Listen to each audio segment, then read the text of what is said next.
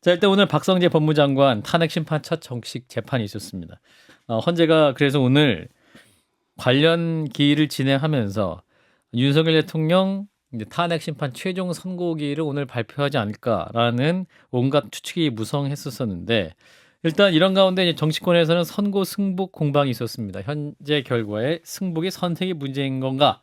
뭐 이게 공방거리인가 싶기도 한데 일단 영상을 보고 말씀 이어가겠습니다. 우리 당의 공식 입장은 헌재의 판단 결과에 승복하겠다는 것입니다.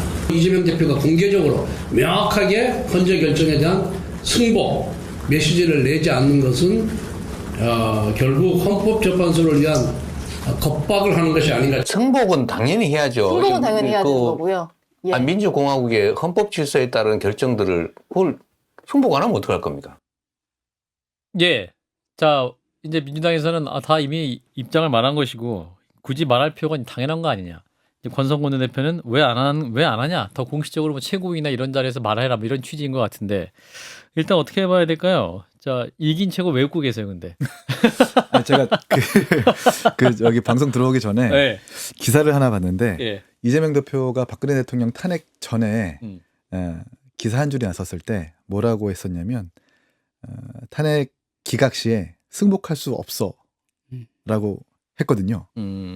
그때의 이재명 시장과 예. 지금의 이재명 대표가 사뭇 되게 다른 모습으로 보여져서 웃음이 지어졌습니다. 그렇군요. 예. 예. 이재명 대표 얘기하면 또 힘이 많이 나시는 것 같아서 여쭤봤고. 자, 일단 우리 조갑재 대표님은 최근에 그 승복은 이 가해자 윤석열만 하면 되는 것이다. 이런 글을 쓰셨고 화제를 모았습니다. 요즘 대표님이 언론 주목 많이 받고 있는데 어떤 취지로 말씀하신 건지. 그게 왜 화제가 되고 뉴스거리가 되는지 그걸 잘 모르겠더라고요. 대표님이 말씀하셔서 그렇습니다. 그래요? 예. 그래서 그걸 조갑재닷컴에 올렸더니 예. 어제 뭐 온통 그거 가지고 이렇게 이야기를 하던데 예. 제가 좀 싫어하는 게 양비론입니다. 예. 이건 양비론으로 이야기할 게 아니고 아하. 뭐 분명하지 않습니까? 작금의 사태의 유발자, 뭐 가해자로 봐도 되는데 가해자는 윤석열 대통령 아닙니까? 그죠? 네.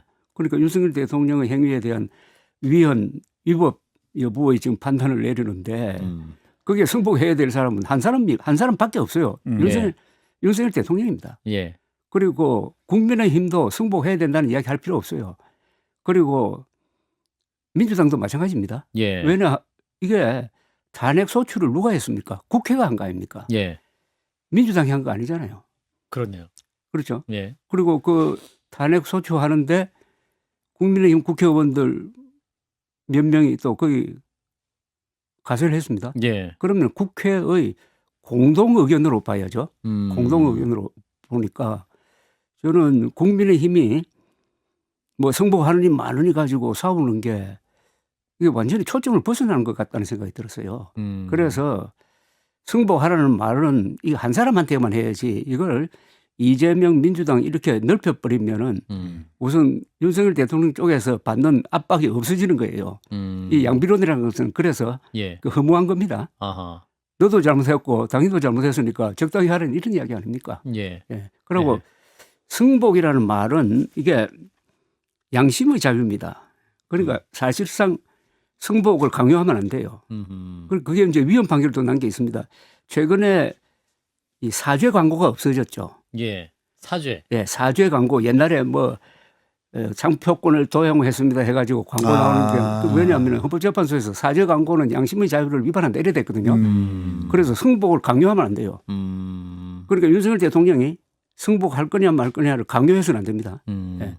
다만 윤석열 대통령의 경우에 승복을 요구하는 이유는 지지자들이 탄핵 인용으로 나왔을 때 폭력적 사태를 벌리서는 안 된다는 걸 당부하기 위해서라도 해야 된다고 요구를 할 수가 있어요. 윤 대통령에게. 예, 더구나 2017년에 그 현장에서 4명이 죽었거든요. 그때 시설물이 이렇게 넘어져 가지고 맞아요. 그런 사태도 있으니까 윤석열 대통령에게 승복을 요구하는 것은 양심의 자유를 굽히라는 것이 아니라 자기 지지자들에 대한 자중 요구를 하라는 그런 뜻으로 해석을 해야 됩니다. 이 승복은. 예. 그래서 그 승복 논란하면서 계엄을 누가 했느냐? 뭐 계엄을 이재명 대표가 했냐?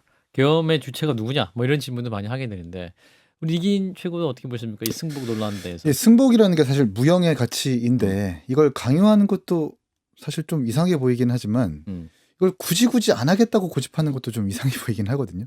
아, 일반 국민들이 서로 싸웠을 때의 사실 승복과 정치인들이 말하는 승복의 의미가 하늘과 땅 차이라고 저는 생각을 합니다. 예, 그 정치인들이 말하는 승복의 의미가 더 평가받는 이유는 자신의 지지자들에게 그 화해의 메시지를 준다라는 의미에서 그런 건데 예. 지금 윤석열 대통령이 사실상 불복의 빌드업을 전 쌓고 있다고 생각을 하거든요.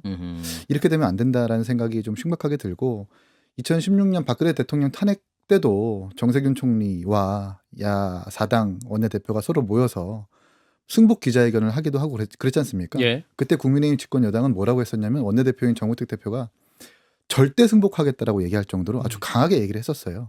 박근혜 대통령은 뭐 불복의 사인을 주지는 않았고 근데 지금 사뭇 다른 분위기인 걸 보면은 윤석열 대통령이 승복할 의지는 좀 없어 보이는데 그래도 해야 된다.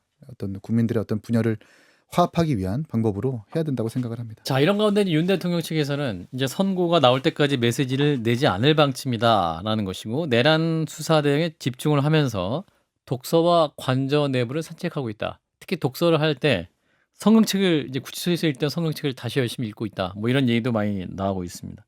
자, 그러면 이 대통령 입장에서 침묵하는 게 유리하다고 판단했을까요? 대통령의 전략은 뭐라고 판단하시는지 조 대표님.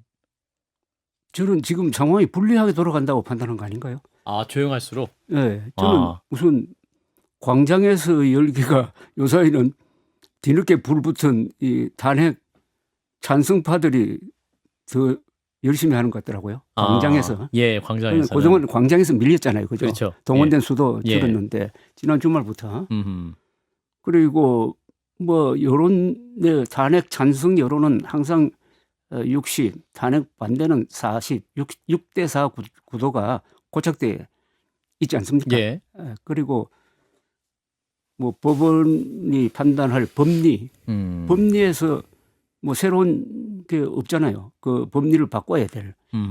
그 윤석열 대통령 석방 가지고 자꾸 이 뭐 각하 가능성 뭐 이런 걸 주장하는데 그거는 전혀 맞지 않고 그거는 뭐 헌법재판소의 판단에 전혀 영향을 미치지 않을 것이다 이런 이야기를 하는데 요새 윤석열 대통령 측에서 하는 이야기 중에 하나가 기각 이야기보다 각하 이야기를 많이 하더라고요. 맞아요. 각하. 예. 그거는 기각될 가능성이 없으니까 각하 그러니까 절차상의 문제를 가지고 근데 각하 논리가 전혀 맞지 않아요. 뭐 제일 각하 논리에서 많이 나오는 게 그러니까 내란죄 대목을 왜 뺐느냐는 거 아닙니까? 처음에 얘기했다가 나중에 뭐 판단 근거에서 뺐느냐. 그건 헌법재판소에서 그거는 우리가 판단하겠다 이렇게 된 거 아닙니까? 그리고 내란죄는 뺐지만은 내란 행위는 안 뺐을 겁니다. 예. 내란 행위 자체는 거기 넣었고 그 다음에 뭐 주장하는 그 검찰 조서를 왜 증거로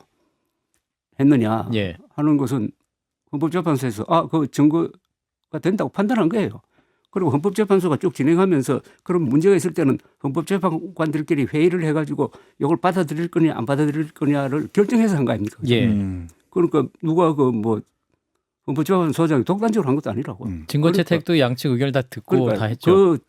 지금까지 이 재판 절차는 다 절차를 지키면서 해왔는 거예요. 예.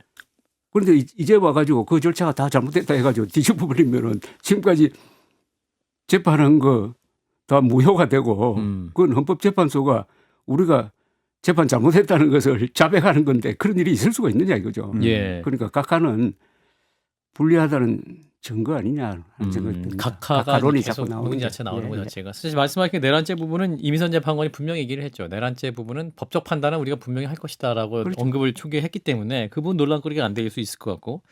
자, 그런데 이런 가운데 JTBC가 어제 보도한 그 윤 대통령의 도주설이 퍼졌었죠. 그 체포영장 집행 뭐 이제 전에 지난 1월 8일이었습니다. 직무가 정지했던 대통령이 용산 대통령실 지하 상황실을 둘러봤다라는 건데 이거 어떻게 봐야 될까요, 이기인 최고? 그 이제 관저 지하 상황실이 있고 네. 대통령실 지하 상황실이 있는데 관저 지하 상황실은 일반 근무자가 근무하는 보통의 상황실인 거고 대통령실의 지하 상황실은 벙커입니다, 벙커. 그러니까 어떤 공격이나 군사 공격에도 안전할 수 있는 그렇죠. 그런 거기가 거죠. 이제 보니까 천장, 벽, 바닥이 전부 다 2m 이상의 두께로 만들어져 있고 그리고 철문으로 전부 다 되어 있어서 예. 이른바 적국의 EMP 공격, 전자파 공격을 막을 수 있는 시스템도 되어 있고 또 공기 정화 장치까지 잘 겸비가 되어 있고 몇 개월 동안의 식량까지 되어 있는 정말 요새라고 할 수 있거든요. 전시 상황을 고려한 그런 곳이죠. 그렇죠. 근데 계엄 직후에 이제 뭐 간부가 거기를 둘러봤다라고 하는 것은 계속해서 체포영장 집행이 시도되고 있는 상황에서 예. 바깥으로 나갈 수는 없으니까 대통령실 관저 특히 벙커로 안에 들어가 가지고 체포영장의 집행을 저지하기 위해서 혼자 스스로 고립해버리는 그런 것이 가능할까라고 둘러본 것은 아닐까. 이른바 도주의 도주를 벙커로 해보려는 시도를 생각해본 것은 아닐까라는 생각을 해보게 됩니다. 조 대표님 어떻게 보셨어요? 근데 1월 8일에 이런 행동을 했다는 게 상당히 좀 믿기지가 않아요. 아, 그런가요? 그러니까 그때 기자들이 둘러서 가지고 예. 뭐 물샐 틈이 없었잖아요. 그죠?